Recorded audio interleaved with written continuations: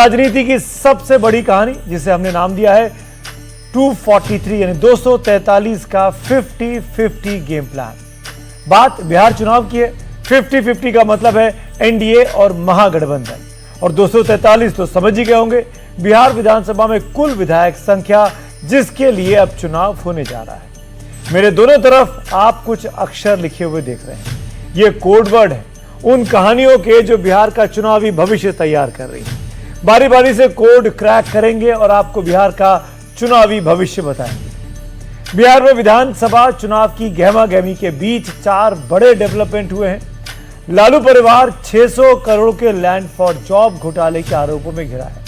लालू, राबड़ी और तेजस्वी समेत परिवार के 6 सदस्य कानूनी कार्रवाई का सामना कर रहे हैं, लेकिन चुनाव में तेजस्वी वोट फॉर जॉब वाला दांव चल रहे हैं और एनडीए के नेता अब इस पर चुटकी ले रहे हैं।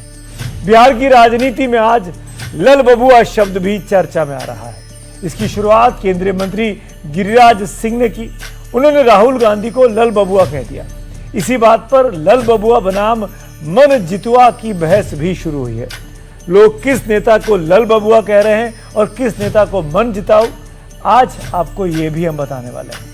हम मुस्लिम वोटों की खींचतान ने सीमांचल को एक बार फिर से आज सुर्खियों में पहुंचा दिया है। वहां ओवैसी और पीके यानी प्रशांत किशोर के बीच जोरदार रस्साकशी है, लेकिन इस बीच संघ ने भी काफी एग्रेसिव प्लान आज लॉन्च कर दिया।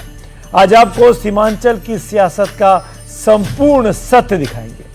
बिहार में सीटों की खींचतान पर एनडीए से लेकर महागठबंधन तक से आवाजें उठी हैं।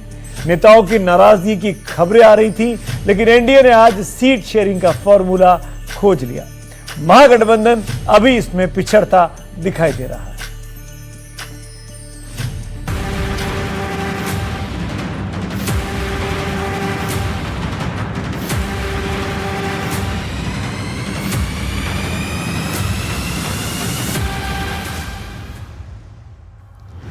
एनडीए का सीट शेयरिंग प्लान फिक्स हो गया। महागठबंधन का फॉर्मूला कहां फंस गया?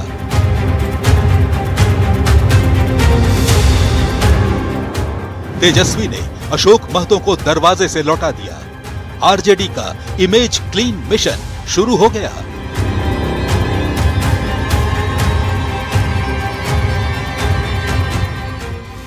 प्रशांत किशोर ने चुनावी पत्ता खोल दिया। सीमांचल में ओवैसी को उलझा दिया।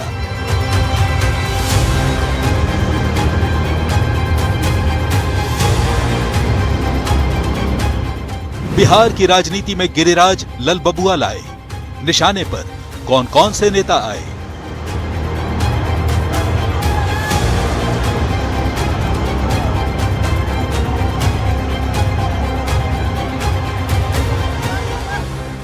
बिहार की राजनीति को आज नया शब्द मिला, लल बबुआ।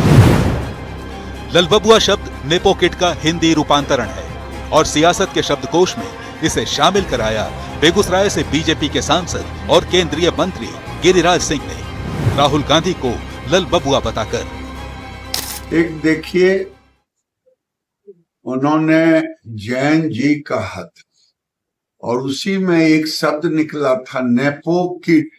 तो ये नेपो किड तो मैं नहीं कहूंगा, ये नेपो बॉय, बड़े बाप के बेटे हैं, लल बबुआ हैं। अगर ये विदेश से वीडियो कॉन्फ्रेंसिंग से सुना है कि कैंडिडेट तय कर, तो वोटर भी वर्चुअल देख मिल लेगा उनसे।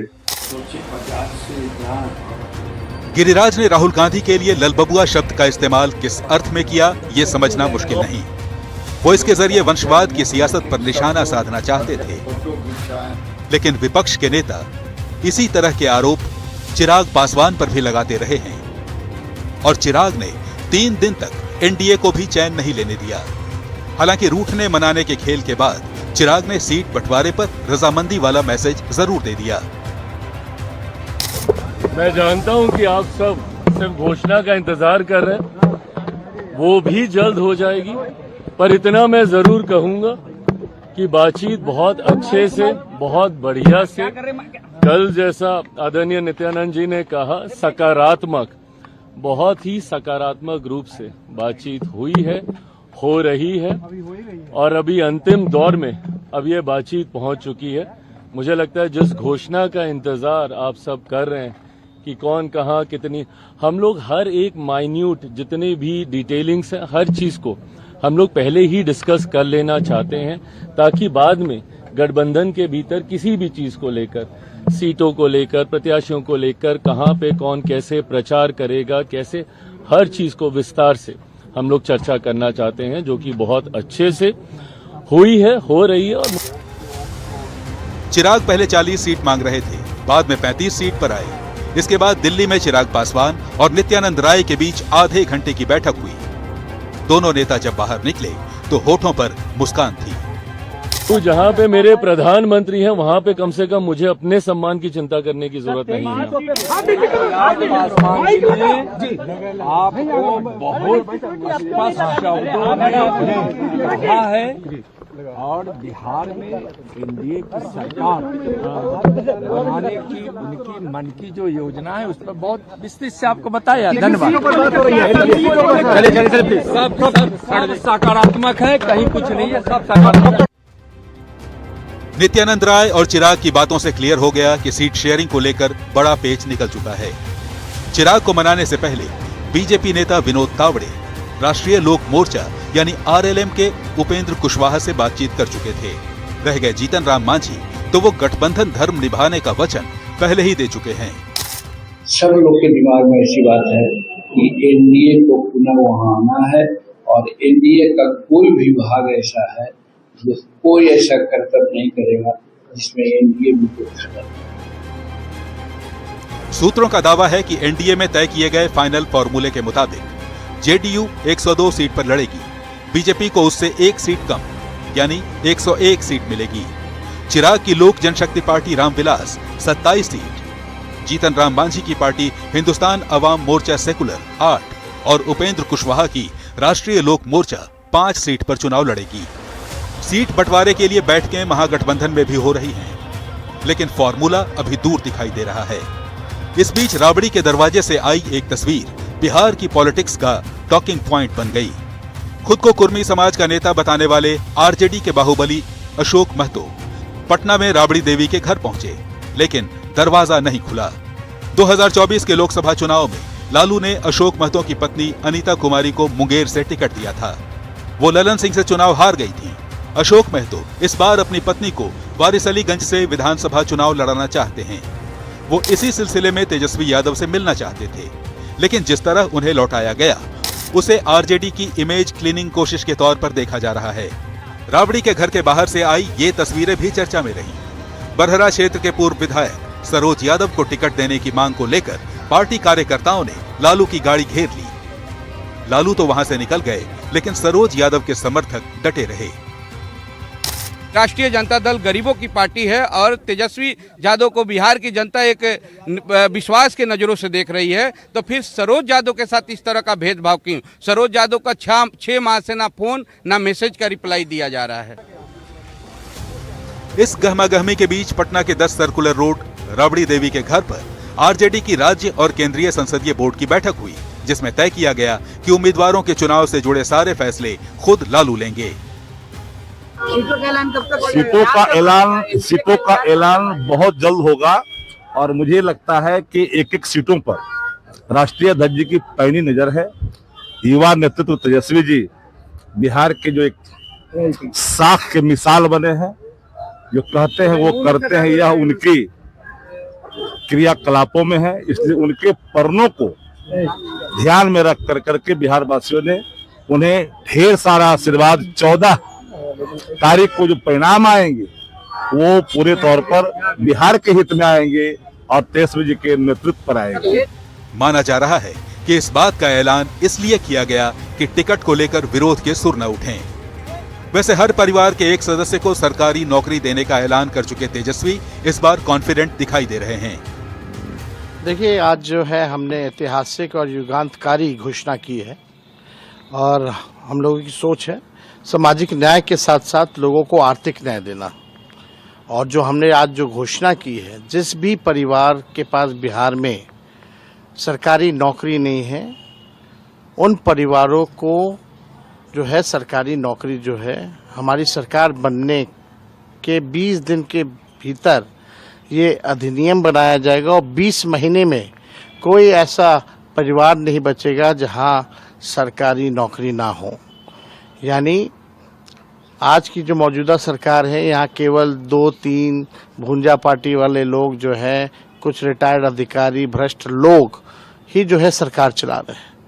जब हर परिवार के लोग सरकारी नौकरी में होंगे बिहार के, तो तेजस्वी के साथ साथ सभी लोग जो है बिहार सरकार को चलाने का काम करेंगे। तेजस्वी के वोट फॉर जॉब वाले इस बयान के बाद से ही बिहार की सियासत में लालू परिवार पर लगे लैंड फॉर जॉब वाले आरोपों की चर्चा तैरने लगी। मुझे ये सुन करके हंसी आ रही। पिताजी ने तो नौकरी के बदले अब जमीन लिखा लिया, अब ये क्या करेंगे? एगो था संघ, ये लालू जी का परिवार है डपोर संघ। जेबी में टका नहीं है, सराय में डेरा, भली कहावत। नीतीश कुमार और नरेंद्र मोदी का उखड़ी चढ़ के चले हैं बराबर होने के लिए। क्यों नहीं किए 15 साल में? आपके क्या योगदान है जो आप कहते हैं कि हमने नौकरी दिया? कहां दिए? विभाग, जिस विभाग में काम किए उस विभाग में क्या किए? झूठ के सिवा कुछ नहीं, ये डपोर संघ। झूठ और फरेब में राजद और तेजस्वी यादव को महारत हासिल है। माता पिता के कार्यकाल में तो कट्टे बांटे गए और फिरौती के लिए अपहरण के सिवाय कोई उद्योग बिहार में नहीं फला फूला। 90 से 2005 का वो काला दौर आज भी बिहार की जनता नहीं भूल पाई है। दूसरी बार जब केंद्रीय रेल मंत्री के तौर पर देश की सेवा का अवसर मिला लालू जी को, तो फिर अपनी तिजोरी भरने के लिए जमीन के बदले नौकरियों का जो कुख्यात लैंड फॉर जॉब का मुकदमा है वो अदालत में चल रहा है, जिसमें तेजस्वी जी भी चार्जशीटेड है। अब ऐसे लोग क्या नौकरी देंगे? एनडीए के नेता जिस लैंड फॉर जॉब स्कैम की बात कर रहे हैं वो 2004 से 2009 के बीच का है। तब लालू रेल मंत्री हुआ करते थे। आरोप है कि लालू ने लोगों से कम कीमत पर जमीन ली, बदले में उन्हें रेलवे में नौकरी दी। जमीन राबड़ी देवी, तेजस्वी यादव, तेज प्रताप यादव, मीसा भारती और हेमा यादव के नाम ट्रांसफर की गई। सीबीआई और ईडी इस मामले की जांच कर रही है। इन्हीं आरोपों का हवाला देकर एनडीए के नेता तेजस्वी के वोट फॉर जॉब को कथित लैंड फॉर जॉब घोटाले से जोड़ रहे हैं। लेकिन यह मुद्दा चुनाव में कितना असर दिखाएगा, अभी कहना मुश्किल है।